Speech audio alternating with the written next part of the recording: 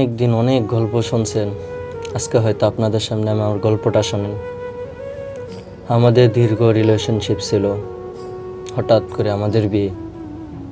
Family কাউকে না জানিয়ে বিয়ে। হঠাৎ করে একদিন দুইজন পালিয়ে আসলাম, দুইজনের মতো 6 মাস কাটিয়ে দিলাম, কিন্তু কেউ কাউকে ছাড়া এক মুহূর্ত থাকতে পারি নাই। এক রাত পর্যন্ত আমরা কাউকে ছাড়া কেউ থাকি না। কাউকে চোখের আড়াল থেকে একটু দূরে সরিয়ে গেলে চোখের পানি জল আইসা পড়তো। হঠাৎ করে একদিন এই ভালোবাসা এতটা পিছিয়ে বাচ্চা যাবে, এতটা নিষ্ঠুরভাবে হারিয়ে যাবে, কখনো কল্পনা করতে পারিনি। আসলে কি ভাই জানেন, আপনি যাকে বেশি ভালোবাসবেন তার জন্য বেশি কান্না করবেন।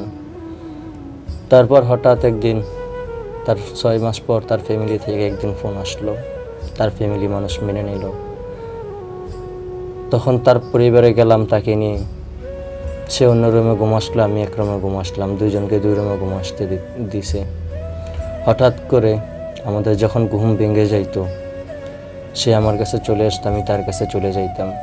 কারণ ভাই ভালোবাসা, এটা ভালোবাসা। দুজনকে দুজন ছাড়া থাকতে পারতাম না ওই জায়গায়, দুজনকে দুজন ছাড়া ঘুমাইতে হচ্ছে। সে তার বোনের সাথে ঘুমাচ্ছে, আমি আমার একাত্ম জীবন নিয়ে ঘুমাচ্ছি। রাত ঘুমাইতে পারতাছি না, চিৎকার করে কান্না করি, হা হা করে কান্না করি, কাউকে বুঝতে দেই না। কারণ সে কি আমার লাইফ থেকে হারিয়ে নিয়ে যায়, মন অনুভব করতে করতে কান্না করতে করতে ঘুমিয়ে যাই। আবার সকালবেলা তাকে আমার পাশে পাই, তো ভাই বুক ফুটিয়ে বলতে পারি না, মুখ ফুটিয়ে বলতে পারি না, বুক ফুটিয়ে কান্না করি, মুখ ফুটিয়ে বলতে পারি না তুমি কেন এমনটা করতেছ। হঠাৎ করে একদিন তাকে জিজ্ঞাসা করলাম, তুমি কেন এমনটা করলো আমার সাথে? তখন বলল সে আমি করিনি, আমার মা বাবা করছে। ভাই মা বাবার করার পরও দেখছেন সে আমার কাছে চলে আসতো। এমন ভালোবাসাটা আজকে এত দূরত্ব, আমরা কেউ কারো খোঁজ রাখি না। একজন ফেসবুকে স্টোরি গিয়ে দেখি সে কি স্টোরি দিচ্ছে, আমি কি স্টোরি দিচ্ছি।